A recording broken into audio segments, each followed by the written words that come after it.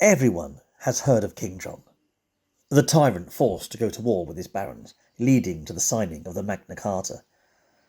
People probably know him from Robin Hood or other Hollywood productions. But I'm not here to delve into the realms of mythology, hearsay, or legend. My mission is to unveil the man behind the myth. Who was King John?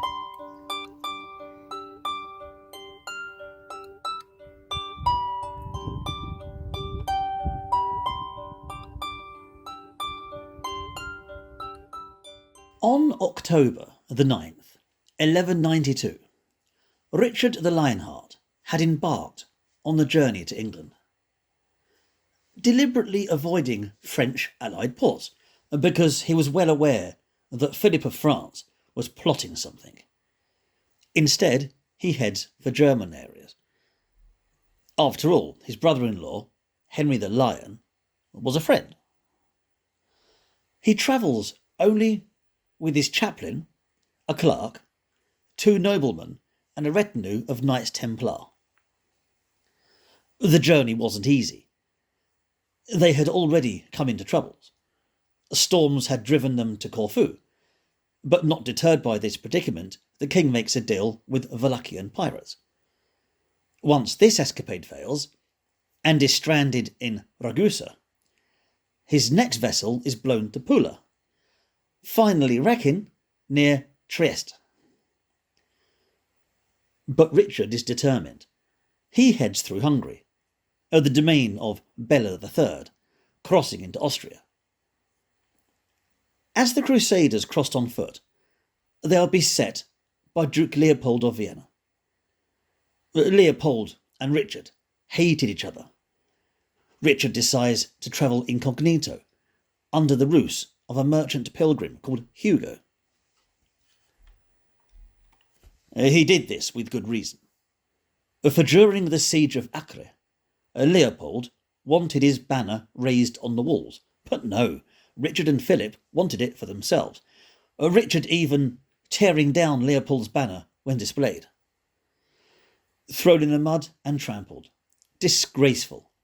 Duke Leopold wanted revenge. He hears the king has set out to the Holy Land. Hears is possibly crossing Austria. He sets out to capture the Lionheart. Richard knows he's in hostile land, and even masquerading as a humble pilgrim called Hugo, he knows the noose is tightening. Alas, the king is found and captured. Apparently, due to wearing an expensive ring. Most likely, also due to his demeanour, of not having the faintest clue how to act as a peasant. Apparently a merchant with nothing to sell, accompanied by Knights Templar. Hugo was working in the village, turning chickens on a spit, when he was captured. Revealed, Richard was locked away in a castle overlooking the Danube. Sure, Crusaders were protected by the papacy, but Leopold didn't care. Revenge was sweet. He would ransom him for a fortune. Oh, he'd be excommunicated for the violation of the truce of God. But details. The revenge and the money was worth it. News of this didn't arrive in England until January 1193. It seems Leopold was negotiating a deal between Henry the Lion and Philip of France. It was Walter Coutances, of Rouen, who intercepted this and brought it to attention. Eleanor of Aquitaine was distraught. She knew exactly what it was like to be a prisoner. Her poor son. She headed straight for Fontevraud and prayed. The nuns giving the venerable queen solace. John certainly wasn't complaining. Now was the time to take the kingdom. This time he would accept Philip's offer, and neither mother nor archbishop would stop him. Here's a little tale. Take of it what you will. Richard's minstrel, Blondel and else, learned of the king's captivity. He set off, searching far and wide, singing songs with a call and response that only Richard would know. Many castles and many ventures, alas, nothing. Behold, at one castle, overlooking the Danube in Vienna, came a familiar voice. Blondel had found the king. Now, let's explore this. Was it true? Most likely a fabrication, but Blondel did exist, and he was a French troubadour, devoted to the Angevin cause, and dedicated to his king. I'll let you decide. But in January 1193, John was plotting. He sent a message to the Aquitaine king. The deal was on, and there was nothing that his overbearing mother could do. He even stopped listening to the only good counsel left, William Marshal and the Archbishop Rouen.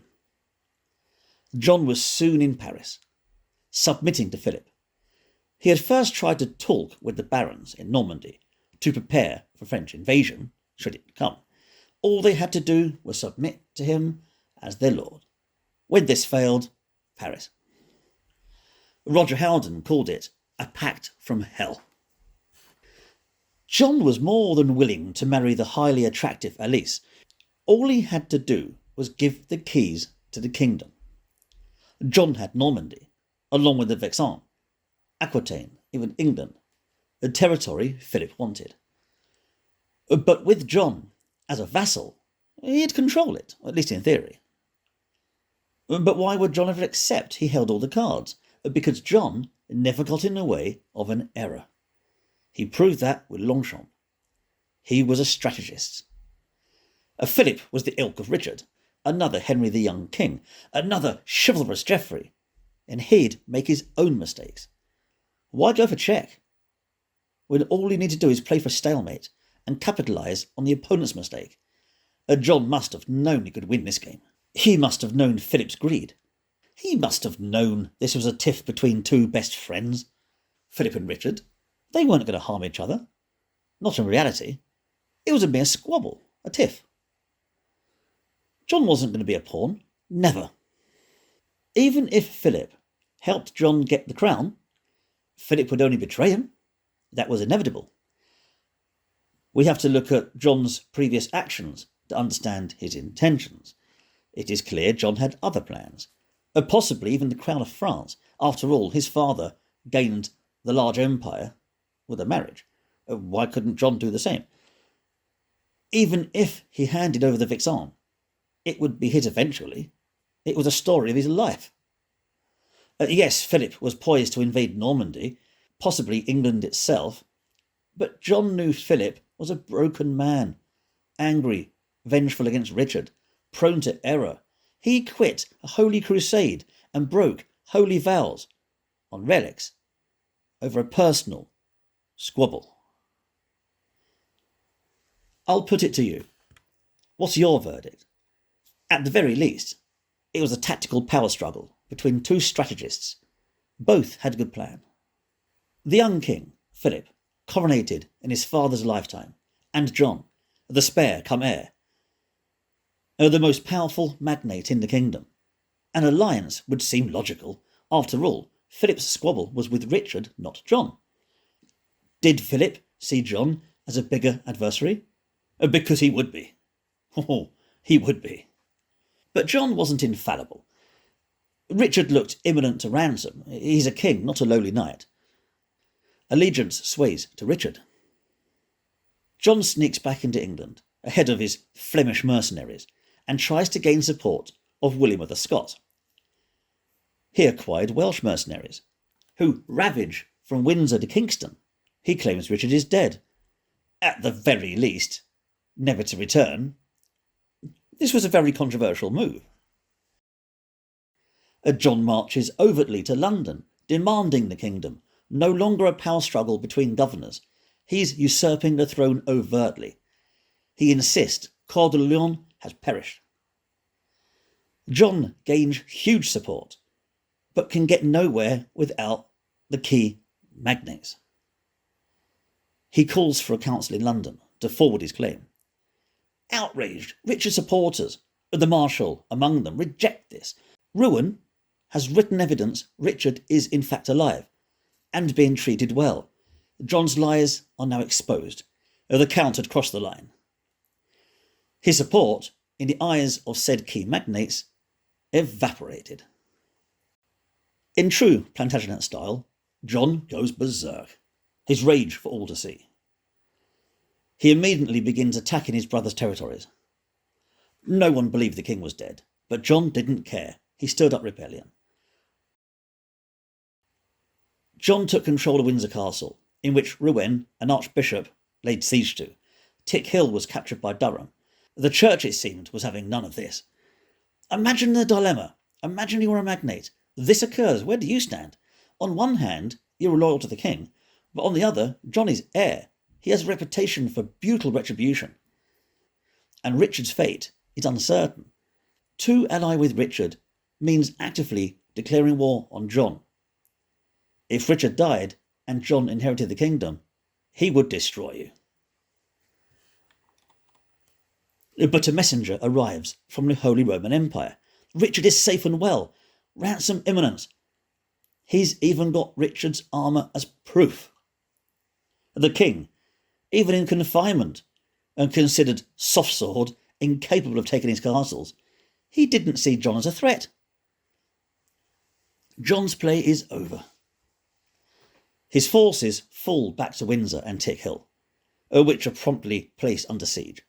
In London, 3 full ships of stone were loaded for the siege engines. This didn't go well. In Windsor, Rouen has relatives there, so stalls. In Tickhill, many of the attackers were loyal to John, even when branded as traitors by Geoffrey of York. The lack of a king fuels loyalty to John. In April the 20th, 1193, Hubert Walter arrives, one of Richard's men who was held captive. Walter was to be the new Archbishop of Canterbury, but he'd also come to raise the king's ransom. A staggering 150,000 marks. Sieges were expensive and would have to cease. Taxes were also required from John's estates, so embargoes were lifted. The king was soon to be released, assuming this money could be raised. Philip was soon informed of the news, and he sends John a message. The devil is loose. Apparently, Windsor and Tickhill were on the verge of surrender. John surrenders Windsor to Eleanor anyway, consolidating to Tickhill and Nottingham. John is now looking to France as a way out. What was Philip doing? Well, unlike Richard, John and Philip were never childhood friends. Both distrusted each other. Philip thought him as a fool. John thought him as an easy opponent. It was never going to work. Elsewhere, Philip's patience had evaporated. He was already attacking Normandy, despite the Crusader truce. By April the 12th, he overran the Vexin. He tried to storm Rouen, where his sister was still held captive, but was thwarted by a stubborn populace. He tries to bargain with Henry the Lion, stall the ransom. You can get another 50k, surely. Probably why sources give 100k and 150k as numbers on the ransom. But Richard held sway, knew how to persuade. The deal was done. Philip even tries bribing the Germans to hold him longer, even paying the ransom himself. Hand Richard to the French. Again, no. Deal was final. This was money that would ravish the kingdom. England didn't have 150,000 marks. The treasury was practically empty. It even took a quarter of the clergy. Altars were stripped bare. Crosses, relics, sold. Irreparable damage. All of it stored in St. Paul's Cathedral. All to ransom Richard. By December 1193, Henry of Germany was finally satisfied with the amount of wealth gained, and on the 4th of February 1194, Richard the Lionheart was released. Oh, but Philip wasn't beaten. He was spitting with fury. He renewed his invasion of Normandy. He allies with Canute of Denmark. Again a marriage, again a disaster. And while all this was occurring, Richard was back in England. Marshall rallied to his side, and our old William Longchamp back in favour with the king. Yet unlike before, where Marshall forged friendships with people he was familiar with, here he had no connection with the Lionheart. Richard had made his own friends abroad during the Crusade. England's magnates were alien to him. He didn't know them. But Richard understands the veteran commander, the Marshal, and with John hiding away in Normandy, he took Nottingham. John's last bastion, and it was time to rebuild the Angevin Empire. Richard tries to ally with John, a restoration of his lands, to oppose Philip. John accepts, heads for Normandy. The problem is that John is despised. Castilians simply refuse to accept him as lord. So from Normandy, John hops back over to Paris and back with Philip. In England, Hubert Walter, Archbishop of Canterbury, was now the chief justiciar. He excommunicated John there and then. Sieges began in earnest, and by the time Richard arrived in March, most had surrendered. Apparently, one of John's most dedicated followers died of fright, and most likely a stroke, when he saw the king. He'd seen, most likely, an actual ghost, firmly believing the king was dead. John's last stronghold, Nottingham, still held out and was under siege on the 25th of March. Richard assaulted this wearing only a hauberk and a cap. Many were captured. A trebuchet were deployed, gibbets were raised. Richard meant business. On the 28th of March, they surrendered, unconditionally. Early April, a council was held. Richard wanted his own retribution against Count John, who was given the biblical 40 days and 40 nights to present himself. The wording alone would invoke the wrath of God's judgment. The pact from hell would cease. Richard decides to enforce his right as king. He had another lavish coronation on the 17th of April. Then, no sooner was this done, he was back on the ship to Normandy. In May, at the head of 100 ships, to settle his squabble with Philip. What did John make of all this? Well, John had ignored Richard's offer. He was happy in Normandy, with Philip taking all the castles. John wasn't actively doing anything. John was currently in charge of Evreux, while Philip sacked the Vexin. When John learns that Richard was advancing, he stops in Lisieux to see his friend, the Archdeacon, a loyal man. But Richard would soon appear in that very premises. The king sits down with an ale, and he tells the Archdeacon that he knows the Count is here, the game is up. He makes it very clear that he means peace, not war. His enemy is Philip, not his brother John. John emerges, falls to his brother's feet. They had not seen each other in almost 5 years, and no longer a boy. John's nearly 30, Richard nearly 40. John is trembling, at least according to William Marshall. The weight of his sins apparent. He can't get up.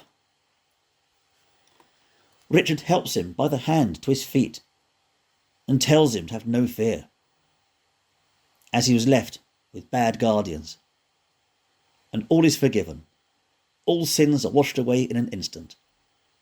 And that evening, the two brothers dined on salmon. But still, he may have pulled the wool over the eyes of his gullible brother, but not the barons. They saw through this. His reputation was ruined, that he had, according to William of Newburgh, broken the laws of nature and become nature's enemy.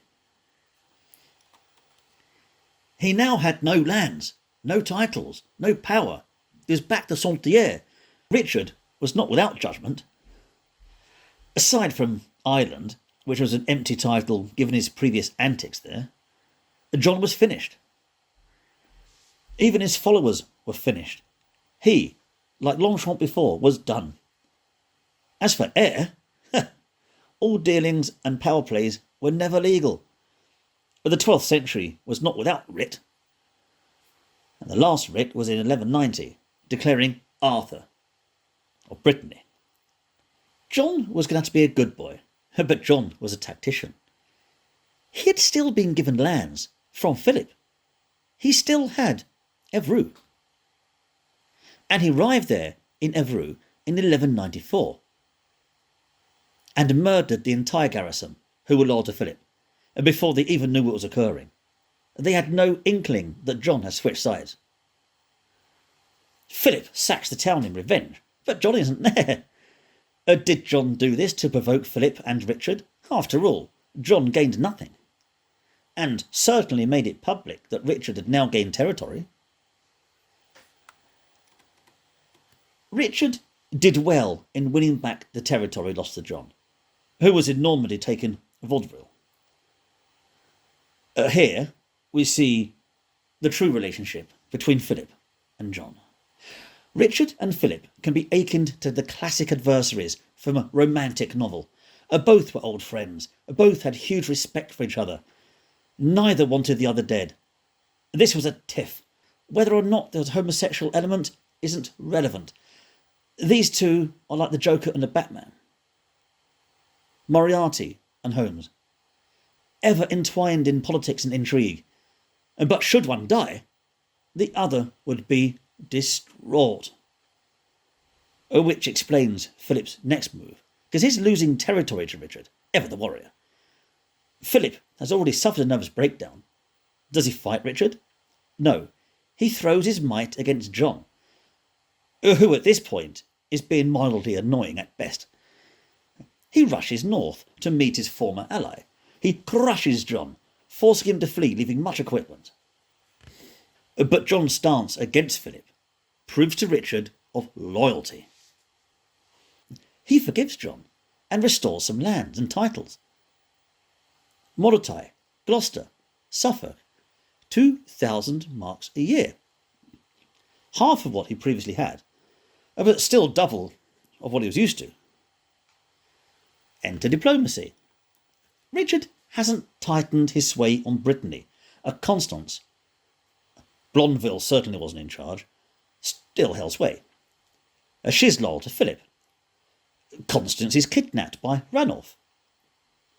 Arthur is then held captive by the French. Maybe Arthur isn't the best option. People were already given up on Richard ever having a son and heir. People had already given up on Richard ever having a child. He even had no bastards. Richard crushes Brittany, but he can't secure Arthur. He's a pawn of France. He's 5 years old about now. John was the only logical choice. Richard, in 1197, admits this, but tensions in France were dragging on, and in 1198, John is fighting on the side of Richard against Philip. In 1199, Philip alleged that John had turned once again. But this was more likely Philip playing games. Richard appears to have fallen for it. Even the scholar Howden saw through this, but Richard stripped John of his lands again. Even Arthur, as a young boy, seems to have rejected Philip, and he returned to Brittany and allied with Richard. It was all going horrible for John until the spring of 1199. Richard was winning the war. He was en route to victory, but in Aquitaine, fighting at the insignificant Chalus-Chabrol, the siege was going well. But a lone crossbowman, a boy, not Richard's majority, felled the Lionheart with a single bolt. A boy reduced to using a skillet as a shield. The wound was mortal. Easily saved, if not for botched surgery. 2 weeks later, Coeur de Lion, the Lionheart, the Crusader King, was dead. He was just 41 years old. And who's the new king? John or Arthur? Again, horns were locked. Marshall recounts with hindsight. He was in Rouen, securing the castle, about to retire for the night. And news arrives 4 days after the king's death. He puts his boots back on and seeks out Hubert Walter, who was apparently nearby. Hubert says Arthur has the right, and Marshall argues John. But as the hours went on, neither saw legal ground. The kingdom had no king. Arthur, who was 12 by now, his mind was poisoned by Philip, claims Marshall. This sways the matter. Rather a controversial John than a puppet of Philip. Arthur had treacherous advisers. He didn't like the English. So the course of England's destiny is set. John, despite his controversy, was one of us. Philip was already plotting. Arthur could inadvertently plunge the Plantagenet Empire into chaos, which would only benefit Philip. Of course, Marshall claims, through the mouth of Walter, that John would be a disaster, but this was written with hindsight after the fact. Either way, it'll all be decided by good old land grab. Castles will be secured, lines drawn between John and Arthur. Apparently, Richard had named John, but this was an allegation, not fact. Though Richard's court, i.e. all Anglo-Normans who opposed the French, who were there in his dying days, confirmed this. They would do, and they were with John. Even Eleanor wanted John, the mother of kings. She was with him when he died at Chaillot. Her sons were falling one by one. But John had fallen out with Richard yet again, shortly before his death. The Count wasn't at court. Howden claims that the brothers had made amends, and John was in fact in Normandy. However, St. Hugh, the Bishop of Lincoln, has another story. He was there also. He was travelling to see Richard, and John was in Brittany, not Normandy. John was with Arthur, thus swaying to Philip. He suggests that even now John was plotting against Richard, not reconciliation. There are many reasons, much politicking, to explain John, this but being one. Possibly being told to head for Chinon and securing the treasury in Normandy. And Richard was laid to rest off Fontevraud alongside his father. Either way, finally, after all these years, John was now King of England.